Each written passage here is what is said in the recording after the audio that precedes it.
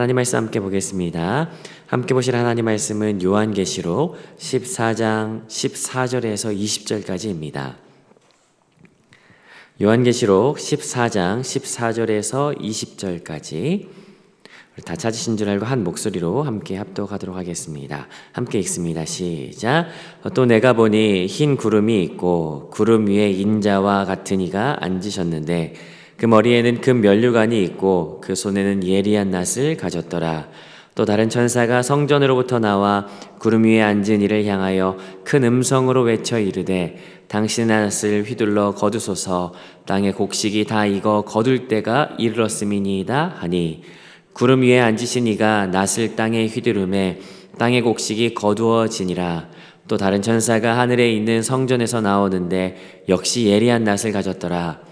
또 불을 다스리는 다른 천사가 제단으로부터 나와 예리한 낫 가진 자를 향하여 큰 음성으로 불러 이르되 내 예리한 낫을 휘둘러 땅의 포도송이를 거두라. 그 포도가 익었느니라 하더라.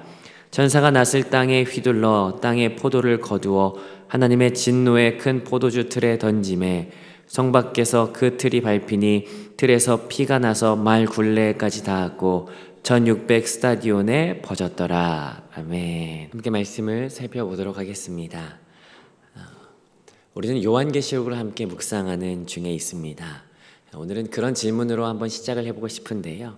여러분, 요한계시록을 묵상하시면서 여러분 어떠십니까? 이게 되게 근본적인 질문인데요. 우리가 성경을 이렇게 묵상하다가 보면 어떤 책들은 굉장히 재미도 있고 그리고 적용도 잘 되고 하는 그런 본문들이 있지 않습니까? 그런데 요한계시록은 좀 어려운 것 같다라고 하는 생각들 하지 않으실까 싶습니다. 더군다나 저도 예전에 그런 생각했었는데요. 실제로 제 주변에 이단에 빠진 사람들이 있습니다. 형제 자매들이 이렇게 보니까 요한계시록 괜히 헷갈리기만 하고 하나님께서 대체 왜 이 책 주셨을까라고 하는 생각을 했었는데 이 생각은 저만 했던 건 아닌 것 같고 종교개혁자인 루터도 성경 66권에서 한 권 빠져야 된다면 당연히 요한계시록일 거다. 도무지 알기 어렵다라고 하는 말 했다라고 하죠. 요한계시록 참 어렵다라고 하는 것들 대부분의 생각들인데 그런데 한편으로는 요한계시록을 살펴보면 살펴볼수록 그리고 묵상하면 묵상할수록 참 귀한 책인 것 같다라고 하는 귀한 말씀이다라고 하는 것 같다라고 하는 생각이 듭니다. 특히나 요즘 시대처럼 요즘 시대 마치 데살로니가 교회 같지 않나라는 생각이 듭니다.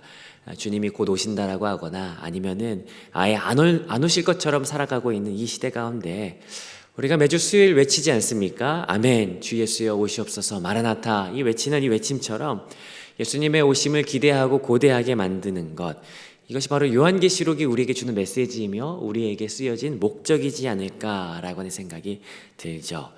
오늘도 이 말씀을 이렇게 준비하면서 우리가 같이 함께 하나님 앞에서 이런 마음이 있었으면 좋겠다는 생각이 듭니다. 이 말씀 묵상하는 동안에 우리 가운데 복음이 더 생생해졌으면 좋겠다. 주님이 오셨고 우리의 죄를 위해서 죽으셨다라고 하는 여기까지만 생생한 것이 아니라 지금도 하늘 보좌 우편에 앉아 계시고 그리고 곧 오신다라고 하는 그 복음이, 그 온전한 복음이 우리 가운데 더 생생해지게 되는 그 은혜가 있기를 주님의 이름으로 축복합니다. 자, 우리는 요한계시록 14장의 후반부를 같이 함께 살펴보고 있습니다. 어제도 말씀드렸는데 요한계시록은 서론, 본론, 결론으로 나눠진다라고 말씀드렸어요. 큼직하게 1장부터 5장까지는 서론, 그리고 6장부터 16장까지가 본론, 17장부터 22장까지가 결론인데 마지막 17장부터 22장 결론에는요, 바벨론의 패망과 새 예루살렘의 임재로 인해서 승리로 마무리가 되는 장면 보여지게 될 겁니다. 그런데 그 일이 있기까지 1장부터 5장까지는 우리가 주목해야 될 것이 무엇이냐, 1장에서 예수님의 정체성이 무엇인지에 대해서 함께 살펴봤고, 그리고 2장부터 3장까지는 그 예수님의 정체성을 이 교회들이 어떻게 가지고 있는지, 무엇이 부족한지에 대한 이 땅의 교회에 대해서 살펴보았습니다. 그리고 4장부터 5장까지는 하늘의 교회가 어떠한 모습을 가지고 있는지 소망을 갖게 하는 내용으로 앞에서 서론으로 같이 함께 살펴보았죠. 그리고 지금 우리가 묵상하는 곳은 6장부터 16장 본론인데 여기 우리가 제일 어려워하는 내용들이 들어가 있습니다. 일곱 인, 일곱 나팔, 일곱 대접이 들어가 있는데, 여러분 일곱 대접이 쏟아지게 되면 어떻게 됩니까? 이제 17장으로 가는 거예요. 이제 마지막으로 가게 되는 거죠. 진짜 끝이 나는. 우리는 지금 일곱 대접이 쏟아지기 직전의 내용인 12장부터 15장까지를 같이 함께 묵상하는 중입니다. 특별히 13장에서 바다에서 올라왔던 짐승, 땅에서 올라왔던 짐승이 성도들을 미혹하고 핍박하는 가운데 어제 14장에서 사도 요한이 보았던 것, 시온산에 서 있는 예수 그리스도 어린 양과 그 옆에서 새 노래를 부르고 있는 14만 4천의 성도들, 그리고 3명의 천사를 보았다라고 이야기하는데, 오늘은 그에 이어서 14절부터 20절까지 사도 요한이 또 뭔가를 봅니다. 그 장면이 기록되어지는데 어제와 유사하게 3명의 천사를 보죠. 이 장면을 우리 같이 함께 오늘 묵상할 것이고요, 편의상 두 단락으로 나누어서 14절부터 16절까지를 한 단락, 그리고 17절부터 20절까지를 한 단락으로 나눠서 같이 함께 살펴보고 싶습니다. 자, 먼저 우리 첫 번째 단락을 좀 같이 함께 살펴보고 싶은데요, 14절 우리 첫 번째 절입니다. 14절을 같이 한번 읽어보고 어떤 내용인지 한번 살펴보도록 하시죠. 14절 함께 읽습니다. 시작. 또 내가 보니 흰 구름이 있고 구름 위에 인자와 같은 이가 앉으셨는데 그 머리에는 큰 면류관이 있고 그 손에는 예리한 낫을 가졌더라. 자, 오늘 사도 요한이 보는 것이 무엇입니까? 먼저는 흰 구름을 보았습니다. 저는 여기에서 이 내용을 좀 더 살려보고 싶어요. 이 문장의 강조점이 흰 구름에게 있거든요. 그래서 이렇게 해석하는 것이 좀 더 바른 해석일 것 같습니다. 보라, 흰 구름이다 라고요. 이렇게 시작하는 거죠. 이렇게 말하면 이제 대부분은 이제 말씀하실 수 있습니다. 뭐 흰 구름? 구름이 뭐 어째서? 라고 이야기할 수 있는데, 요한계시록의 어려운 이유 중에 하나는 그 당시의 사람에게는 너무 흔하고 보편적인 내용인데 우리에게는 흔하지 않아서 이게 느낌을 못 살리고 감을 못 잡을 때 어려워져요. 이를테면 여러분 영사 이 숫자에 대해서 여러분 어떻게 생각이 드십니까? 만약에 우리가 이전에 삐삐를 다 아시죠? 삐삐에 영사 이렇게 찍혔다면 우리 알아요. 영원히 사랑해 알지 않습니까? 이게 너무 당연한 건데, 근데 지금 애들에게 영사 이렇게 보여주면 뭐야 4시 4분 4초야? 뭐 이런 얘기 할 겁니다. 전혀 몰라요. 어렵습니다.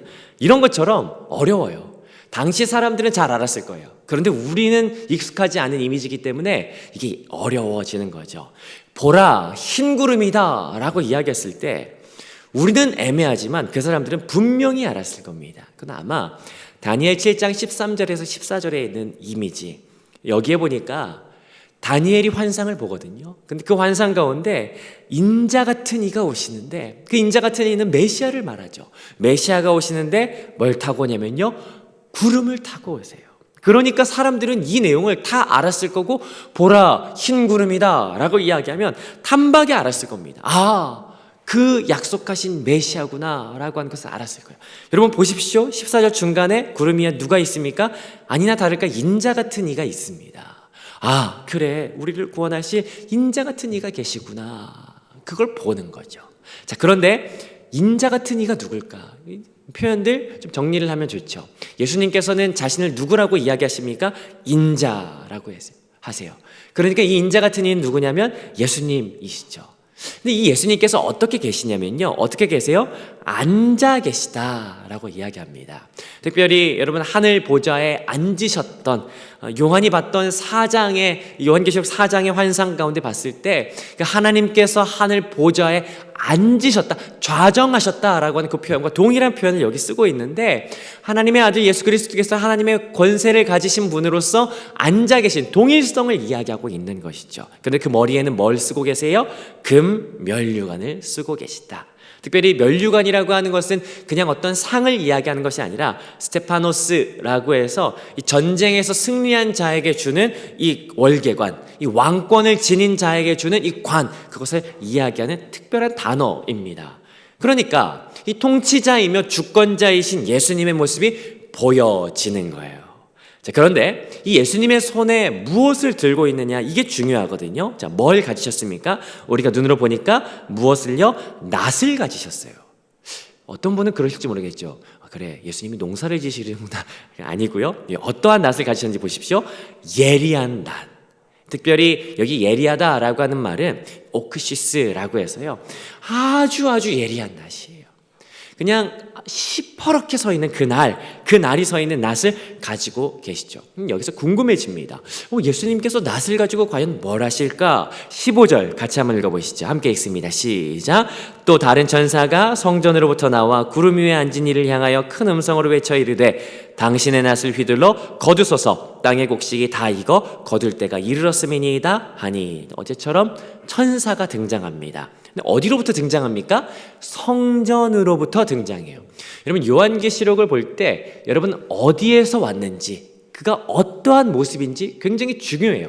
왜냐하면 요한이 보고 나서 허투루 기록하지 않고 굉장히 의미를 담아서 기록했기 때문이거든요. 성전으로부터 나왔다. 여러분 성전은 어떠한 곳입니까? 예로부터 하나님의 말씀이 선포되어지는 곳, 하나님의 계획이 선포되어지는 장소였어요.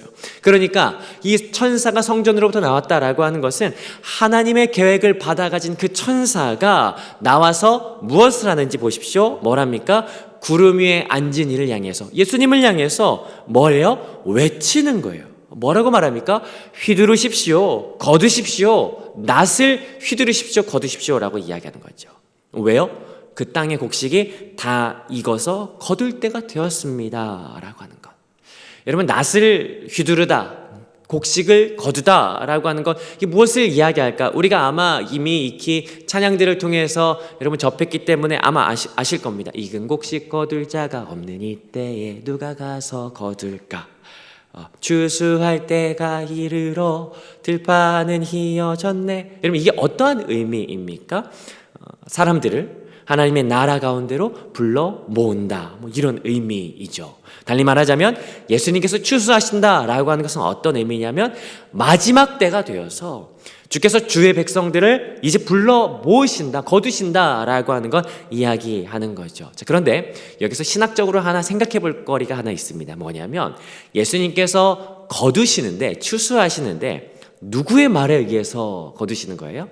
누구의 말? 천사에 의해서라는 거죠. 그럼 우리가 여기서 질문해 볼 수 있어요. 이상하다. 이게 말이 되나? 예수님께서 천사의 말에 의해서 움직이신다? 이거 좀 이상한 거 아니야? 그런데요, 여러분 그 천사가 어디에서부터 나왔는지 생각해 본다면 쉽게 답은 해결될 수 있습니다. 어디에서부터 나왔습니까? 성전으로부터 나왔다. 어떤 의미냐면 하나님의 명령을 받은, 달리 말하자면 하나님의 대리적인 천사가 예수님께 이야기하는 거예요. 아버지께서 지금 이라고 말씀하십니다. 그러니 지금 거두십시오라고 말씀하시는 거죠. 오히려 예수님은 모르고 계셨어요. 마태복음 24장 36절에 보니까 그때와 시는 나는 모른다, 오직 아버지만 알고 계신다라고 하는 그 내용을 우리가 지금 이렇게 보여주고 있는 것이다라고 볼 수가 있죠. 자, 아무튼 하나님께서만 아시는 그때를 예수님께 이제 말씀하셨고, 예수님께서는 이제 그 성도들을 부르는데 어떻게 되냐면요, 16절 같이 한번 읽어봅니다. 시작. 구름 위에 앉으시니가 낫을 땅에 휘두름에 땅의 곡식이 거두어지니라. 추수가 이루어진다. 이게 마지막 때의 장면을 보여주고 있는 것이죠. 자, 그런데요, 믿는 자들을 부르시는 이 추수가 일어나는데 여기에서 끝이 아닙니다. 또 다른 추수가 일어나는 것을 보게 되죠. 이 두 번째 단락인데 17절 같이 한번 읽어보도록 하시죠. 17절 읽어봅니다. 시작. 또 다른 천사가 하늘에 있는 성전에서 나오는데 역시 예리한 낫을 가졌더라. 이 두 번째 천사가, 이 다른 천사가 나오는 거예요. 어디에서부터 나오냐면 성전에서 나온다. 역시 하나님의 계획 가운데 있다라고 하는 것을 알 수가 있죠. 근데 뭘 가졌냐면 예리한 낫을 가졌다. 그런데 이때 18절에서 또 다른 천사가 등장합니다. 18절 읽어보겠습니다. 시작. 또 불을 다스리는 다른 천사가 제단으로부터 나와 예리한 낫 가진 자를 향하여 큰 음성으로 불러 이르되 내 예리한 낫을 휘둘러 땅에 포도송이를 거두라. 그 포도가 익었느니라 하더라. 세 번째 천사가 등장합니다. 그런데 이 세 번째 천사는요, 이 첫 번째, 두 번째 천사와 약간 다른 점이 있는 것을 보게 됩니다. 어떤 표현으로 알 수가 있습니까? 어디에서부터 나와요? 제단으로부터 나왔다. 제단은 마찬가지로 첫째, 둘째와 마찬가지로 성전에서 나왔지만 조금 더 자세한 이미지로서 보여지죠. 그리고 하나 더 설명하기를 뭐라고 하냐면 불을 다스리는 천사다. 불의 권세를 가진 천사라고 이야기합니다. 여러분, 불을 다스리는 천사, 불의 권세를 가진 천사, 제단으로부터 나온 천사. 여러분, 우리가 이 요한계시록 묵상하면서 봤던 적이 있어요. 혹시 기억하십니까? 요한계시록 8장 3절에 보면 하나님께서 이 땅 가운데 심판을 쏟으실 때 하나님께서 그냥 쏟지 않으십니다. 그 원인이 된 장면이 있었는데 성도들의 기도가 하나님께 올라가서 그 성도들의 기도를 통하여 하나님께서 그 진노를 땅에 쏟으세요. 그때 하나님의 기도가 성도들의 기도가 하나님께 올라져 갈 때 그 기도를 가지고 올라가는 이들이 있는데 누구냐면 그 금양로를 그 기도를 받아서 가지고 가는 이들 천사들이 가지고 가죠. 그리고 심판하는 그들이 누구냐면 그 제단의 불을 향로에 담아서 이 땅에 쏟아버린다라고 하는 그 심판의 주체가 되는 이 제사장적 직분을 가진 천사들이 이 요한계시록 8장에 등장합니다. 자, 그렇다면 이 8장을 기억한다면 오늘 여기에서 등장하는 이 불의 권세를 가진 제단에서부터 나온 천사 이들을 볼 때 우리가 직감할 수 있어요. 아, 그래. 그 천사 8장에서 나왔던 심판했던 천사들이구나라고 하는 것을 알 수가 있죠. 그 심판의 천사가 동일하게 이야기하는 거예요. 뭐라고 하냐면은 두 번째 천사에게 그 예리한 낫을 휘둘러서 동일하게 포도송이를 거두라. 앞에서는 익은 곡식을 거두라 라고 이야기했는데 두 번째는 포도송이를 거두라. 그 포도송이가 익었다 라고 이야기합니다. 재밌는 것은 뭐냐면 이 위에서 곡식이 익었다 라고 하는 익은 상태를 이야기하는 단어와 포도가 익었다 라고 하는 단어가 다릅니다. 마치 곡식이 잘 익은 것과는 상반되는 것처럼 그 익어버린 그 포도를 거둬라 라고 이야기하는 것이죠. 한마디로 말하면 뭐예요? 심판하십시오 라고 하는 이야기가 됩니다. 자, 그러자 19절 같이 한번 읽어봅니다. 시작. 천사가 낫을 땅에 휘둘러 땅에 포도를 거두어 하나님의 진노의 큰 포도주 틀에 던지매 어떻게 됩니까? 역시 동일하게 천사가 낫을 휘둘렀어요. 거두었습니다. 자, 그런데 이 거둔 것에서 끝나지 않고 여기는 하나가 더 들어갑니다. 뭐냐면 포도주 틀에 던졌다. 마치 수학해서 이 포도주 즙을 짜기 위해서 포도주 틀에 던진 것 같죠. 자, 그런데 여기도 중요합니다. 그 포도주 틀이 어떤 포도주 틀이라고 이야기하는 거예요? 하나님의 진노의 포도주 틀. 자, 그런데 20절 그 포도주 틀에서 어떤 일이 일어나냐면요, 마지막 절이죠. 20절 함께 읽습니다. 시작. 성 밖에서 그 틀이 밟히니 그 틀에서 피가 나서 말 굴레까지 닿았고 1600 스타디온에 퍼졌더라. 이 성 밖에서 포도주 틀이 밟혔다. 성 밖이라고 하는 것도 굉장히 큰 의미가 있습니다. 하나님께서 여호와의 총회에 참여하지 못하는 자들을 이야기할 때 열애의 대상을 이야기하시죠. 마태복음에서도 악하고 게으른 종이 바깥 어두운 데로 쫓겨나 슬피 울미 이를 갈미 있으리라 라고 했던 그 공간, 그 부르심을 입은 자들이 아니라 쫓겨난 자들이 거하는 그 대상, 그 성 밖에서 짓밟힌다 라고 하는 겁니다. 그 짓밟히자 뭐가 나오는 겁니까? 포도주가 나올 것 같은데 그 시뻘건 건 나오는데 알고 보니까 그 피였다. 피가 상징하는 것은 심판을 의미하죠. 그 피가 얼마나 많이 났던지 20절 후반에 보니까 말 굴레까지 닿았고 1600 스타디온에 퍼졌다라고 이야기합니다. 이 말 굴레 스타디온이라고 하는 건 우리에게 사실 익숙하지 않습니다. 그러나 당시 문헌들을 이렇게 좀 찾아보니까 이와 유사한 표현, 비슷한 표현들이 굉장히 많은 다른 문헌들에 기록되어지더라고요. 그러니까 이 표현은 아마 당시의 사람들이 굉장히 잘 알고 있었던 많은 양을 표현하는 어떠한 수식어였던 것 같습니다. 우리가 잘 알고 있는 뭐 하늘만큼 땅만큼 뭐 이런 의미처럼 사람들이 잘 알고 있었던 표현법인 것 같죠. 구체적으로는 이 말 굴레라고 하는 것은 이 말의 머리에 씌우는 제갈과 이 곱비를 연결하는 말 머리에 씌우는 이 끈들을 굴레라고 이야기한다라는 거예요. 그러니까 말의 어떤 머리 높이까지 이 피가 찼다는 겁니다. 근데 이 깊이가 얼마만큼 퍼졌냐면 1600 스타디온, 대략 환산해 보면 320km, 320km면 여기에서 서울까지의 어떤 직선 거리 정도 되는 거거든요. 그 정도의 너비에 이 말 굴레만큼 굉장히 많은 양의 피가 이렇게 채워졌다 라고 하는 거죠. 특별히 1600이라고 하는 숫자도 상징적인 의미를 갖습니다. 14만 4천이 12 곱하기 12 곱하기 1000이지 않았습니까? 1600이라고 하는 것은요 4 곱하기 4 곱하기 10 곱하기 10이라고 하는 4와 10의 반복적인 숫자라고 볼 수 있을 것 같습니다. 사라고 하는 숫자는 우리가 흔히 사방이라고 하는 것처럼 이 넓은 의미를 생각할 때 이야기하는 것처럼 이 요한계시록에서도 내 생물, 내 모퉁이라고 해서 세상 전체를 이야기하는 표현으로서 사용되어지죠. 10이라고 하는 단어는요, 열왕들 16장 14절에서처럼 온 천하에 있는 모든 왕들을 은유할 때 이 10이라고 하는 단어를 종종 쓰기도 합니다. 그러니까 이 1600이라고 하는 단어는 심판의 대상이 되는 온 세상과 그리고 심판의 대상이 되는 온 왕들을 의미하는 그들이 모두 심판당하였다. 세계 그 모든 세상에 이 그리스도인들을 박해하던 심판받을 자들이 심판을 받았다라고 하는 것이 바로 이 내용이죠. 이것이 오늘 본문의 내용이었습니다. 자, 오늘 본문을 다시 한번 정리해 보도록 하겠습니다. 오늘 내용, 어제와 마찬가지로 사도 요한이 본 것을 표현합니다. 무엇을 봤습니까? 구름을 타신 인자 같은 이가 하나님께로부터 명을 받아서 예수님 추수하시지요 라고 하는 명을 받아서 이제 그 예리한 낫으로 익은 곡식을 추수하였다. 그리고 이어서 본 것은 또 다른 천사가 예리한 낫을 가지고 포도송이를 추수하는데 이 추수는 다름 아닌 심판이었고 그 추수한 포도송이는 하나님의 진노의 포도주 틀에 넣어져서 말 굴레 높이와 1600 스타디온에 퍼질 만큼 굉장한 많은 양의 심판이 이루어졌다라고 하는 것을 보게 되었습니다. 이것이 오늘 내용이었죠. 오늘 본문을 한마디로 말하면 뭐라고 할 수 있을까요? 마지막 추수, 이렇게 말할 수 있지 않을까 싶습니다. 오늘 본문을 이렇게 묵상하는데 그런 생각이 듭니다. 야, 이 요한이 참 이 장면을 봤을 때 어땠을까?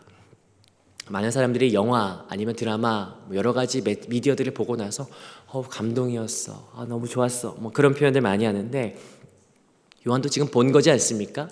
이걸 봤을 때 어땠을까? 그리고 본 것을 기록한 이 예언을 들었던 그때의 성도들은 과연 어땠을까?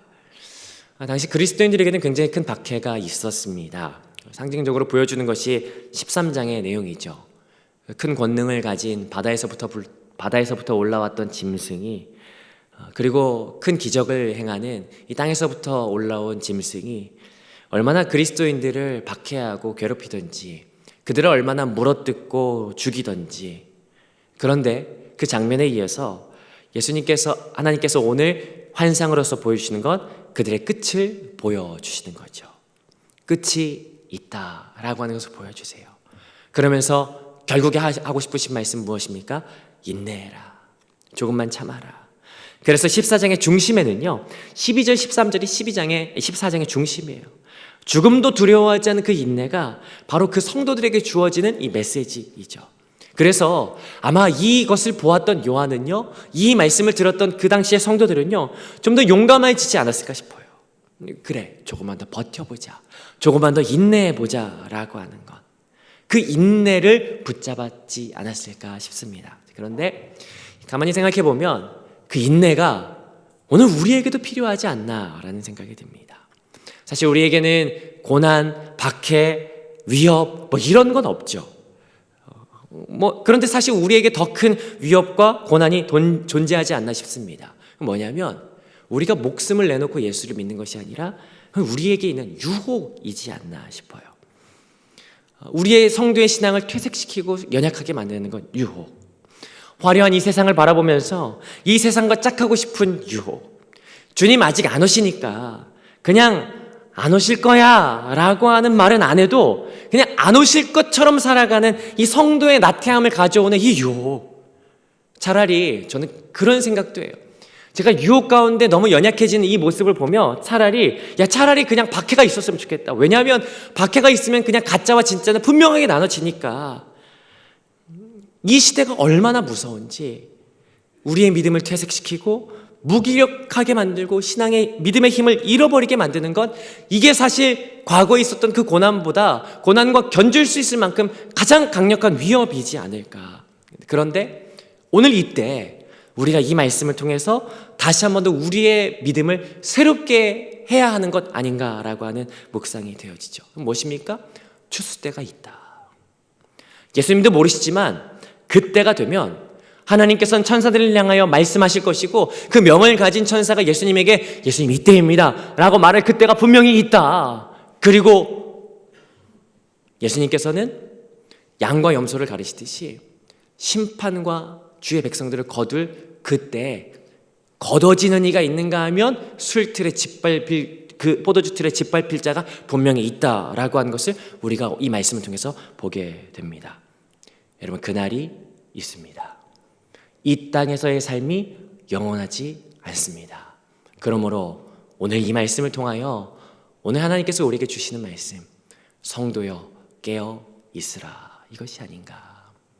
사랑하는 성도 여러분, 주님이 심판하실 그날이 반드시 있습니다. 주님이 거두실 날이 반드시 있습니다. 그 날을 바라보며 소망하며 오늘 우리가 깨어 주님 앞에서 서 있는 것이 성도의 삶의 본분이 아닌가.